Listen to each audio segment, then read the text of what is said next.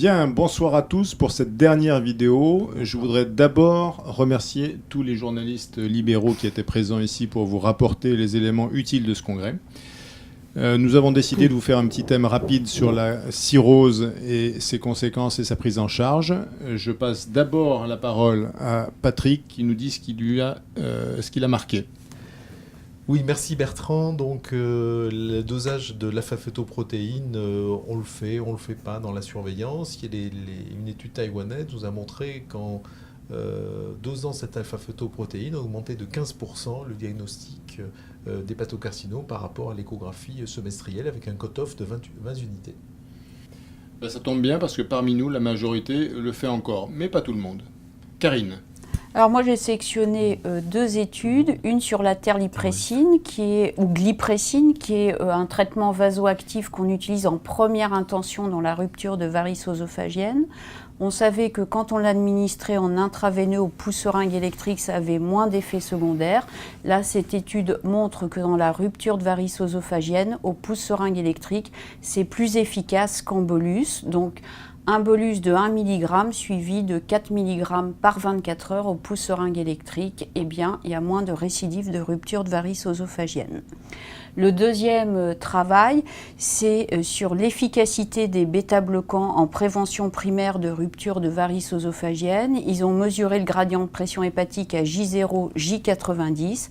Eh bien, le carvedilol est beaucoup plus efficace que le propranolol, puisque sur le plan hémodynamique, 75% des patients étaient bêta-bloqués, alors qu'avec le propranolol, 25%. Donc, il faut vraiment privilégier le carvedilol en prévention primaire de rupture de varices œsophagiennes. Et ça diminue la mortalité, bien sûr.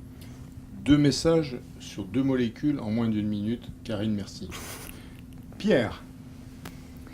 Moi, j'ai sélectionné un travail autrichien rétrospectif qui a montré l'effet bénéfique d'un traitement anticoagulant à la phase aiguë d'une thrombose porte chez le patient cirrhotique, en montrant qu'il n'y a pas de surrisque hémorragique quel que soit le degré d'hypertension portale sous-jacente, et en montrant qu'il y a une amélioration de la fonction hépatocellulaire. C'est un peu ce qu'on fait en pratique déjà. Ça me permet de vous rappeler les conseils de prise en charge de la thrombose porte aiguë chez le cirrhotique. Il faut anticoaguler rapidement par des HBPM à dose curatrice. Pas besoin d'héparine à la seringue électrique avec un relais précoce par des AVK si le patient est stade Child A ou B faible. Une surveillance morphologique à 1 mois, 3 mois et 6 mois, une durée théorique de 6 mois, et par contre pas de traitement anticoagulant si le patient est Child B et Child C, sauf s'il est inscrit sur liste de transplantation. Bon, bah écoutez, ça c'est clair. Et Thierry, tu as sûrement écouté des choses.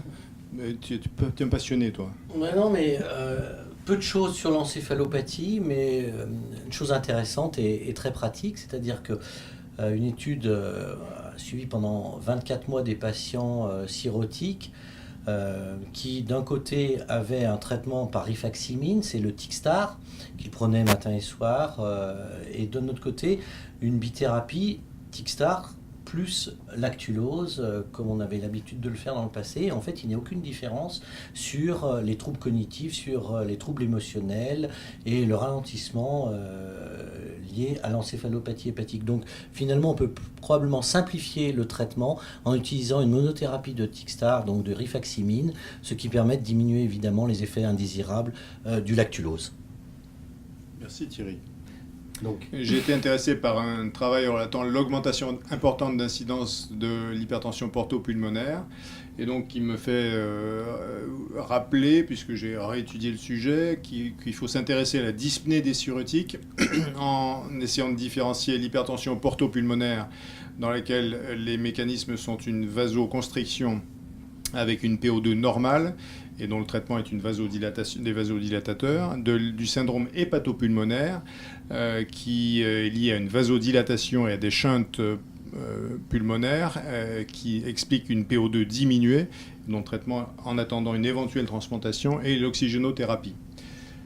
Pour conclure, je vous remercie encore d'avoir participé à ce travail en direct, et on espère vous retrouver tous l'an prochain, voire même dans 6 mois, à l'EASL qui se tiendra en France, à Paris. Bonne soirée. Merci Bertrand, Merci, bonne au soirée. revoir.